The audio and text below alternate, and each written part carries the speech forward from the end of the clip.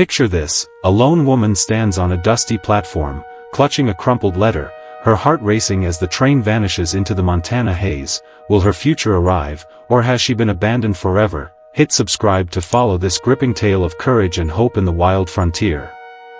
Montana Territory, July 1880, the train hissed its final breath of steam, wheels screeching as it rattled off, leaving a choking swirl of dust and the sharp clink of boots on warped depot boards. The air smelled of coal and sun-baked pine, heavy with the weight of promises yet to be kept.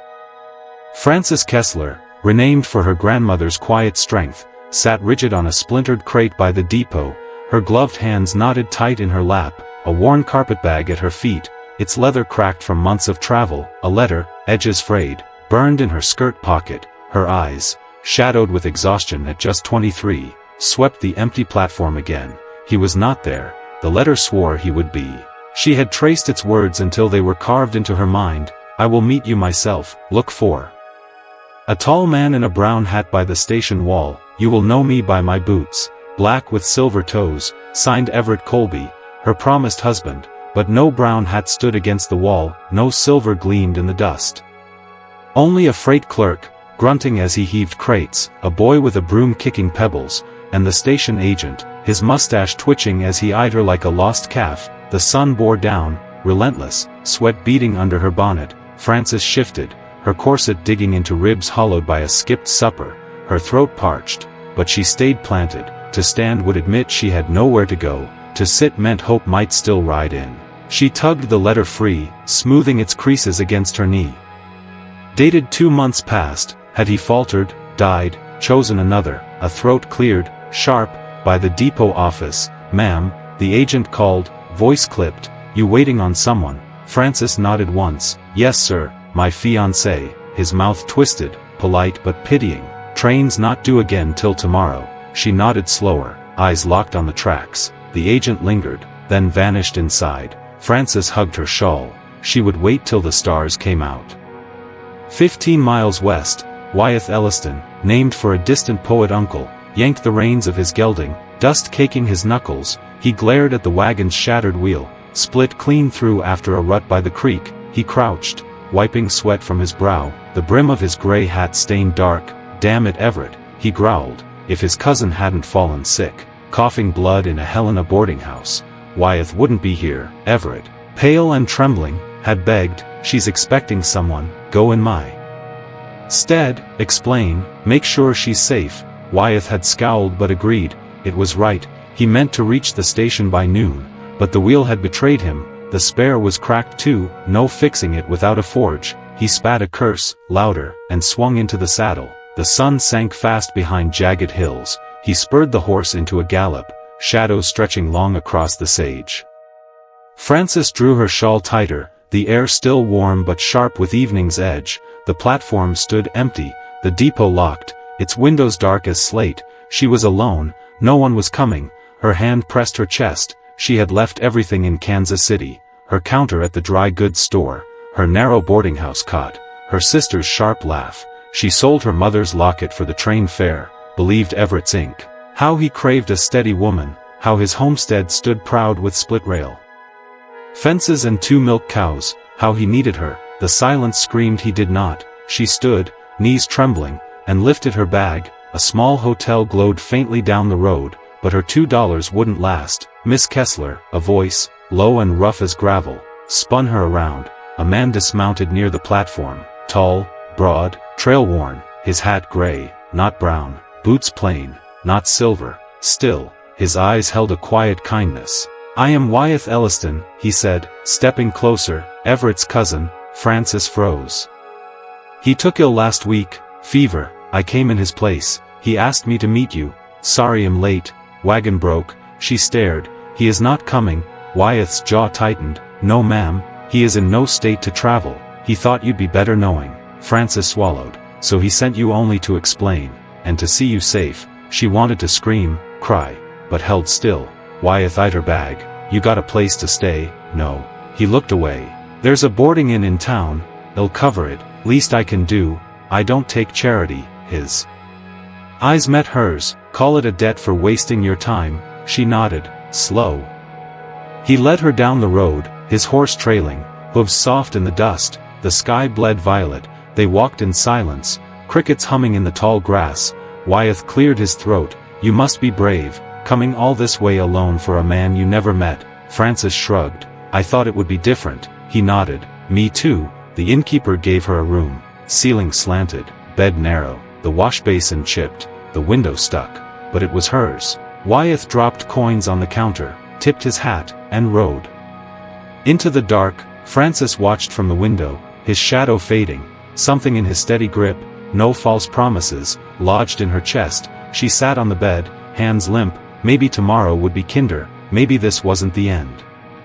Wyeth didn't sleep. He camped by the broken wagon, stars sharp overhead. Her eyes haunted him, not their color, hazel maybe, but their weight when she said, "So he sent you." He'd seen that look, on soldiers staring at empty fields, on mothers clutching empty pans, on himself in cracked mirrors. He pulled his coat tight against the night's chill. She was proud, quiet, strong. Everett didn't deserve her.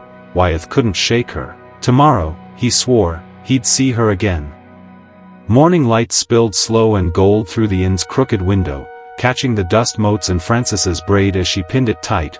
Her last clean collar creased but starched. She stepped into the dining room, coffee and scorched cornmeal thick in the air. The innkeeper's wife waved her to a table. No fuss. Frances ate, folding each bite, eyes on the lace tablecloth. She wouldn't sit idle. Wyeth stepped in, hat in hand, shirt damp from the pump, trail dust clinging to his boots. I hoped you'd still be here, he said, voice low. Frances folded her napkin. I have nowhere else. He waited for her nod, then sat, elbows on the table, not crowding. I checked the wagon, he said, axles cracked. Need a new one from Red Lodge. Could be a week. She met his eyes. Why tell me? He shifted. Because I'm riding to the homestead this afternoon. Get supplies. Maybe fix a space if you'd rather not stay in town. She watched him. I was promised a place there. Yes ma'am, he said. I mean to see you get it. Frances looked at her napkin, then up. I'm not a charity case. No, you're not, he said. But a promise deserves honoring, even if not how you thought. She studied him. You're not like him. Wyeth's jaw flexed. No, I'm not. Silence held them. Then she stood, smoothing her skirt. I'll come with you. His brow lifted. To the homestead. I can ride, she said. I won't be left behind again. He stood. All right. By mid-morning they rode west, Wyeth leading a borrowed mare, adjusting her stirrups without a word. The trail stretched wide, dust rising in soft clouds, pine and river water sharp in the air. Frances held the reins firm. Wyeth kept quiet. Midday they stopped by a stream. Frances knelt, splashing her face. Wyeth hung back. You were in the war? She asked, not turning.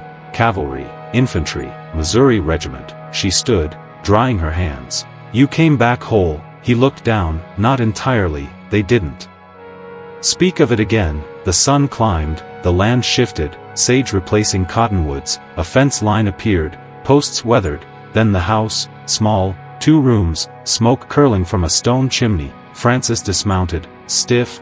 Wyeth led the horses to the trough. I'll let you go in first, he said. She stepped inside. Ash and dry wood thick. A clean stove in the corner. A table with 1 chair. A cot. A trunk. No curtains. But evening light softened the bare window. She turned. Wyeth hadn't moved. It's yours if you want it. She stepped outside, closing the door. It's plain. It's solid, he said. She looked to the hills, wind lifting her hair. I can work. I can sew, keep hens. I'm not afraid of dirt. I didn't think you were. She faced him. Why are you helping me? He held her gaze. Because when I saw you, looking torn up and stitched back wrong, I couldn't ride past. Her eyes narrowed. What do you want in return? Nothing you don't want to give, he said. Frances folded her arms, not defiant, steady. I'll need time. You can have it, he said.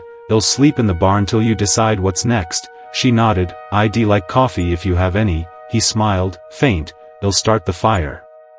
They walked to the house, step for step. He opened the door. She stepped in first. The stove crackled as coffee boiled. Frances sat by the hearth, hands around a tin cup. Wyeth moved quiet, setting oats on a shelf, unlacing his boots. The silence wasn't cold. It watched, like wind through grass. I'll take the cot, she said. You said the barn. but this place is too far out to sleep apart. He nodded, settling cross-legged by the wall. Firelight catching the lines in his face. You build this? She asked, tapping her cup. My father did. I helped with the fence. He set the beams. He's still living. No, died 4 years back. Hard winter. She studied his boot's shadow. And your mother, buried beside him? Francis nodded. Mine passed when I was 12. Consumption. Pa followed. Some men can't stand alone. Wyeth stayed quiet. Then, you managed from there. My sister took work in town. I joined her when I could iron shirts, count change. He shifted. Is she back east? Married a wheelwright, 2 boys. I didn't want to be the ant in the corner forever. Her cup cooled. She poured the rest into the basin, set it upside down. You know, Wyeth said, there's a patch north of the house, good for a garden if spring stays wet. That's hopeful, she said. It's good land, he said. Need someone to tend it. Francis unpinned her hair, shaking it loose. You figure that's me. I figure you've got your own mind. She watched him in the fire's glow. Would you want me here if Everett had come? He didn't, Wyeth said. And I'm not sorry. She knelt, folding the quilt. I don't know what's next. I'm not asking you to, he said. The fire burned low. Francis lay on the cot, arms crossed. Wyeth stretched on the floor, coat for a pillow. Silence held till a shutter tapped. Your boots, she said. What about them? No silver toes. He breathed a laugh. Never cared for flash. She smiled. Neither do I. Morning brought low clouds, wet dirt, rain had fallen, puddles glinting by the barn. Francis stood at the threshold, watching magpies dart between fence posts. Wyeth stepped from the barn, sleeves rolled, shirt damp. He nodded to the kindling stack. They'll patch the henhouse today, roof sagging. Francis turned. Hens to go with it? Not yet. But if the roof's sound, you might want some. She nodded. Wyeth's gaze lingered. You sleep all right? I did, she said. Woke once, thought I heard a wagon. Just rain. He stepped beside her. You expecting someone? No, she said. But I dreamed I was back at the depot, alone. Felt like ID never left. Wyeth looked to the horizon. Dreams pull you back to what you thought you'd outrun. I didn't outrun anything, she said. I thought it'd be different. It still could be, he said. Francis faced him.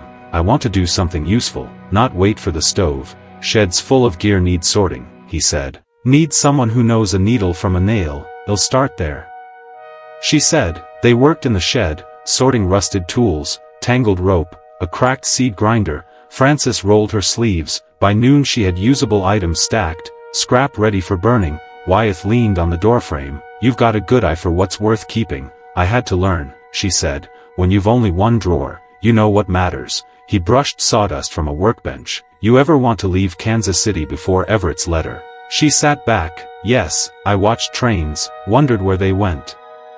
Didn't care where, just wanted to be on one. Wyeth nodded. I rode one after the war, slept between 2 snoring men, still felt like freedom. Francis smiled. Funny what we trade for that.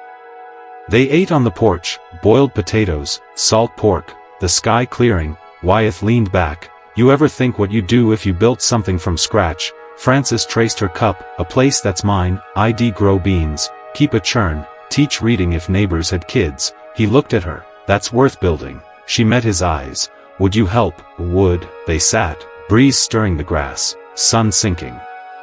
Snow came early, October frost lacing the porch. Francis pinned laundry, breath clouding. Wyeth hammered fence posts in the field. She'd sewn his shirt cuffs tight in the evenings. They worked in quiet rhythm. Hens clucked by the coop, 3 too old to lay but kept for their peace. Wyeth came up the path, gloves tucked, cheeks red. Post Holden, she asked. Dry earth. Might need to soak. She nodded. Beans are warm till noon. He lifted a damp sleeve. You still thinking of leaving? She turned, the line flapping. I did. Now I wake before dawn, tend a stove I didn't build, feed hens I didn't buy, sleep in a creaking bed, but I don't feel like I'm borrowing. He nodded. You're not. Francis pinned the last shirt. I got a letter, Wyeth said, from Everett. He's up, staying near Butte. She dusted her apron. Did you write back? Not yet. Don't tell him more than he needs. I want. Wyeth steadied the basket. Francis caught his hand, his warmth softening into hers. I didn't expect to feel at home, she said. But I do. Wyeth stepped closer. I didn't expect to want more, but I do." Francis's throat caught. "Can I ask something, anything? Would you build a room, space for a cradle by the stove?" His face opened. "I already drew the plans," she laughed, a sound from years past, and pressed her forehead to his chest. Winter settled deep. They stitched curtains, sealed cracks, watched embers glow, spoke of beans, squash, a milk cow, a name for a child among fences and pine. By March the new room stood, warm, a window catching dawn. Francis moved her mending to a bench by the cradle. Wyeth carved cedar toys. The baby came after the thaw, a girl, strong lungs, dark eyes, Lily, for the creek's wildflowers. Francis held her, Wyeth beside, his hand on her knee. "I never thought I'd be needed like this," she whispered. He kissed her temple. "You're not just needed, you're home." The lamp dimmed, the wind sang soft. Their house, built slow, honest, held them as one.